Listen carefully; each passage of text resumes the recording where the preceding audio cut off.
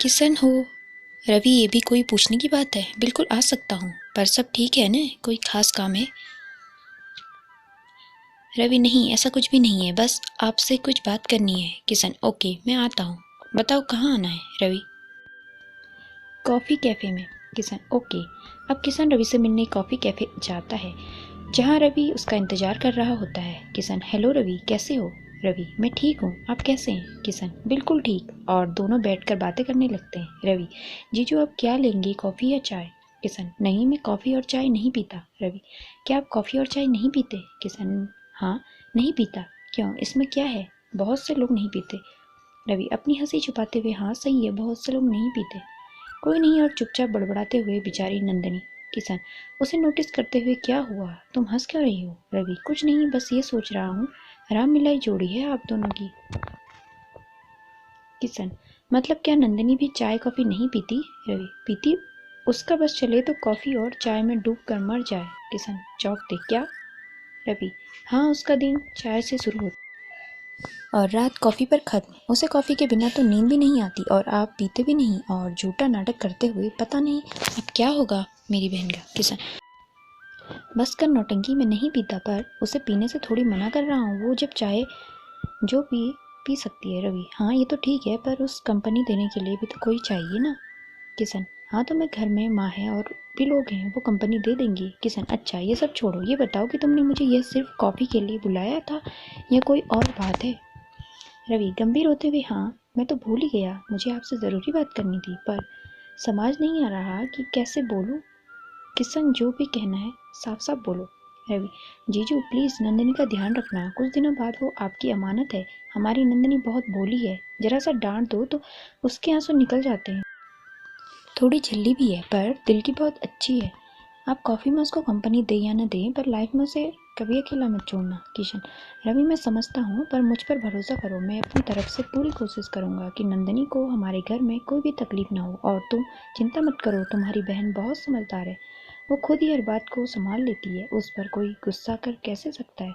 और रही बात कंपनी की, तो लाइफ में उससे ज़्यादा तो मुझे उसकी कंपनी की ज़रूरत है। और मन में बड़बड़ाते हुए, प्यार जो हो गया है उससे, उसके बिना तो अब 2 दिन भी नहीं कट रहे, तो लाइफ कैसे काटूंगा? रवि, कुछ कहा आपने? किशन, नहीं, कुछ भी नहीं, अब तुम जाओ, जाकर शादी की तैयारी करो। और हंसते हुए, 2 दिन बाद मैं बारात लेकर आ रहा हूँ, हमारी खातिरदारी में कोई कमी नहीं होनी चाहिए। रवि, जो हुक्म जीजा जी, आपकी खातिरदारी तो ऐसी होगी कि आप हमेशा याद रखोगी। और दोनों अपने अपने घर चले गए। रवि इस बात को सोचकर खुश था कि उसकी एक सही इंसान के साथ शादी कर रही है, और घर आकर वापस शादी के कामों में बिजी हो जाता है। रात को सब खाना खा रहे होते हैं, तो रवि पूर्वा से कहता है कि शादी में बारात के लिए कुछ खास तैयारी करनी है, जिसकी प्लानिंग करनी है। पूर्वा, हाँ ये तो सही बात, मैं भी यही सोच रहा हूँ। और दोनों प्लान करने लगते हैं। सुबह नंदनी का घर में बहुत चहल पहल थी, सब अपने अपने कामों में बिजी थे, और नंदनी सो रही थी। शोर सुनकर नंदनी उठी और हॉल में आ गई, जहाँ सब रवि बैठे चाय पी रहे थे और कुछ लिस्ट पर काम कर रहा था। नंदिनी, कोई मुझे भी चाय दे दो यार, सर में दर्द हो रहा है। रवि, सुधर जा मोटी, कल ससुराल जाकर तुझको सबके लिए चाय बनानी पड़ेगी, कोई तेरे लिए चाय नहीं बनाने वाला। नंदिनी, हो गया तेरा या अभी बाकी है? एक तो मेरे सिर में दर्द है, ऊपर से तेरी बकवास से ही काम चलाना पड़ेगा। माँ ले चाय पीकर जल्दी से फ्रेश हो जा, आज संगीत है और कितना काम बाकी है, तैयार नहीं है। और हाँ, पूर्वा को फ़ोन कर कि आते हुए दुल्हन का जूड़ा ले आए, उसी ने ऑर्डर किया था तेरे चूड़े का।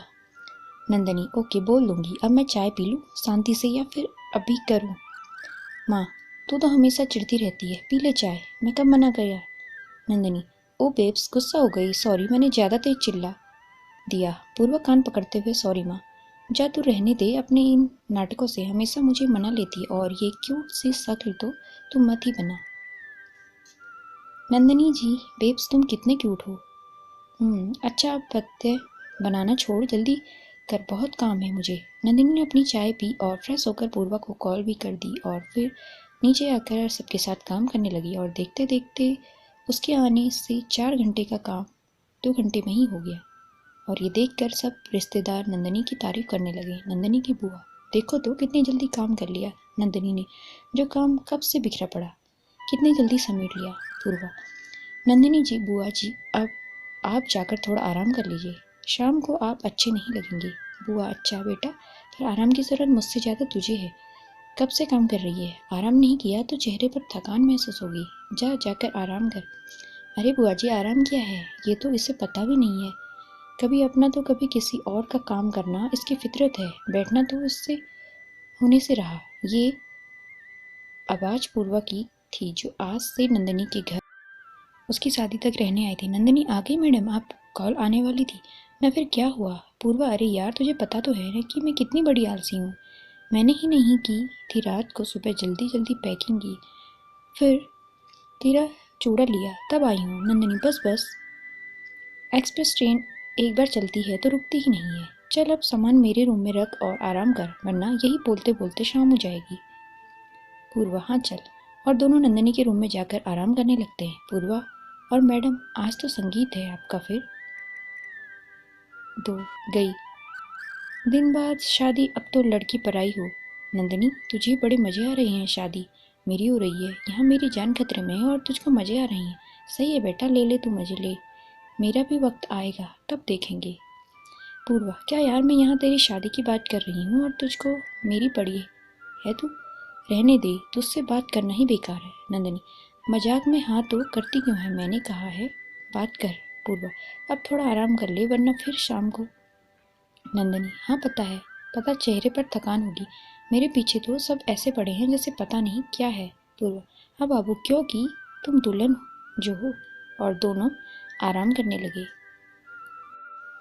शाम 5 बजे नंदिनी का घर सजा हुआ, लाइट और फूलों से चारों तरफ शादी की चहल पहल थी। सभी लोग तैयार हो रहे थे। आज नंदिनी का संगीत जो था। पूर्वा भी नंदिनी को तैयार कर रही थी। पूर्वा, मैडम जल्दी करो, संगीत आज ही है और लड़के वाले भी आते ही होंगे और तू तैयार भी नहीं है। और हंसते हुए जीजू को पता चला कि तू तैयार होने में इतना समय लेती है तो शादी के पहले ही भाग जाएंगे। नंदिनी तो रुकेगी 2 मिनट, कब से चिल्ला रही है। और एक ये लहंगा है जो संभालने का नाम ही नहीं ले रहा, और जिसे भागना है भाग जाए। और वैसे भी मैंने नहीं कहा था किसे शादी करने को, खुद को ज़्यादा ही समझते हो। पूर्वा, तुझसे कभी कुछ हुआ है जो आज होगा तो? और तेरे ये स्यापे कभी खत्म नहीं होते। रुक, मैं संभालती हूँ। और नंदिनी का लहंगा ठीक करके उसे तैयार करके खुद तैयार। अब सब लोग वहाँ इकट्ठे हुए जहाँ संगीत होने वाला था। किशन की भी पूरी फैमिली आ गई थी और साथ में पूजा भी थी। थोड़ी देर में वहाँ पूर्वा नंदिनी को लेकर आ गई। पूर्वा हमेशा की तरह बहुत सुंदर लग रही थी। उसे देखकर किशन ने धीरे से कहा, कितनी प्यारी लग रही है। तभी अनुज भी बोल पड़ा, हाँ सच में कितनी प्यारी लग रही है। इस पर किशन अनुज से बोला, मैंने तो नंदिनी के लिए कहा।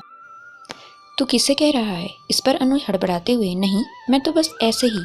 और मन में सोचता है कि उसने पूर्वा को देखकर ऐसा क्यों बोला कि कितनी प्यारी लग रही है, पर सच में आज वो प्यारी तो लग रही है।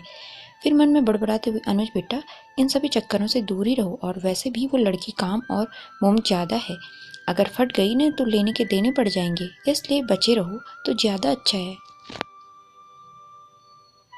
किशन, कुछ कहा तूने? अनुज, नहीं पूजा, ये कभी कुछ कहता कहाँ है, बस मन में बड़बड़ाता रहता है। अनुज, तू तो चुप ही रहे, आई बड़ी तेरी तरह नहीं हूँ जो हमेशा बोलती रहती है।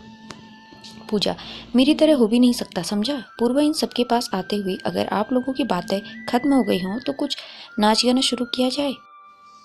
अनुज, देखिए न तो नाच आता और न गाना, तो हम तो कुछ नहीं कह सकते। पूर्वा, तो क्या मैं आप सिर्फ खाना खाने आए हैं? पूर्वा, इस बात पर किशन और नंदिनी को हंसी आ जाती है और अनुज गुस्से में उन्हें देखता हुआ बोला, हंस लिया हो तो अब कोलगेट का ऐड करना बंद करो, इतने अच्छे भी दांत नहीं हैं तुम्हारे। उनकी ये बात सुनकर दोनों हंसी छुपाने की कोशिश करने लगते हैं। किशन, अच्छा ये सब छोड़ो, रवि कहाँ है, दिख नहीं रहा। पूर्वा, वो किसी काम से मार्केट गया है, आता ही होगा। और बाहर की तरफ देखते हुए, लो आ गया।